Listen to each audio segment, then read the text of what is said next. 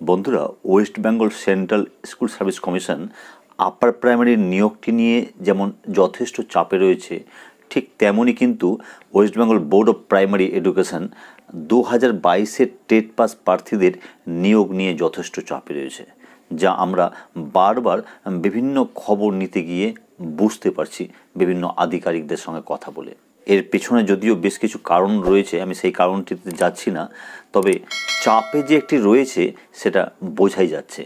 আর এই 2022-এর test pass প্রার্থীদের ইন্টারভিউয়ের বিজ্ঞপ্তি প্রকাশে বেশ কয়েকটি বাধার কথা তারা বলছে।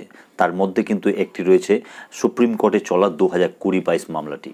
হ্যাঁ বন্ধুরা, পর্ষদ সভাপতি কিন্তু বারংবার এই কথাটি তুলে ধরছে যে 2020-22 মামলাটি যেহেতু সুপ্রিম কোর্টে চলছে, তাই তাদের 2022-এর টেট পাস প্রার্থীদের জন্য ইন্টারভিউয়ের বিজ্ঞপ্তি দিতে দেরি হচ্ছে। তবে একটি ভালো খবর এটাই যে গত 5ই এপ্রিল এই 2020-22 মামলার একটি গুরুত্বপূর্ণ হিয়ারিংয়ের পর বলা হয়েছিল যে একটি নন মিসলিনিয়াস ডেতে এই মামলাটি আবার উঠবে। সেই মতো কিন্তু আগামী 23 তারিখ মঙ্গলবার নন মিসলিনিয়াস ডে হিসেবে মামলাটি লিস্টেড হয়েছে। তবে ভালো খবর এটাই যে 33 নম্বর সিরিয়াল লিস্টে রয়েছে মামলাটি, অতএব মামলাটি শোনার একটি প্রবল সম্ভাবনা রয়েছে।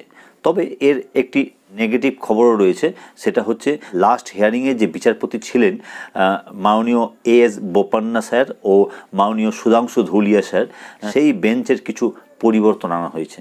হ্যাঁ বন্ধুরা, যদিও মাননীয় এএস বোপান্না স্যার রয়েছেন, কিন্তু মাননীয় সুধাংশু ধুলিয়া স্যারের পরিবর্তে সঞ্জয় কুমার স্যারকে কিন্তু নিয়ে আসা হয়েছে। তাহলে বুঝতেই পারছেন যে বেঞ্চের কিন্তু আবার একটি ক্ষুদ্র পরিবর্তন করা হয়েছে।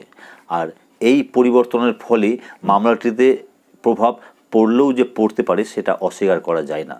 তবে 2020-22 ডিএলএড প্রার্থীদের সঙ্গে সঙ্গে পর্ষদও কিন্তু এই মামলার উপর তাকিয়ে রয়েছে, কারণ এই মামলার চূড়ান্ত রায়দানের পরে যে একটি ভ্যাকেন্সি রাখা হয়েছে, সেই ভ্যাকেন্সির গতি প্রকৃতি নির্ধারণ করা হবে। তার সঙ্গে সঙ্গে 2022-এর টেট পাস প্রার্থীদের বিজ্ঞপ্তিও একটি পজিটিভ দিক খুলে আসবে, এটা বলাই যায়। তো যাই হোক, দেখা যাক আগামী 23 তারিখ কী হিয়ারিংয়ে উঠে আসে। আমরাও এর উপরে চোখ রেখেছি, অবশ্যই এর আপডেট তুলে ধরবো। তাই যারা এখনও চ্যানেলটিকে সাবস্ক্রাইব করেনি, যদি সম্ভব হয় চ্যানেলটিকে সাবস্ক্রাইব করে পাশে বেল আইকন প্রেস করে অল করে রাখেন এরকম গুরুত্বপূর্ণ আপডেট পাওয়ার জন্য।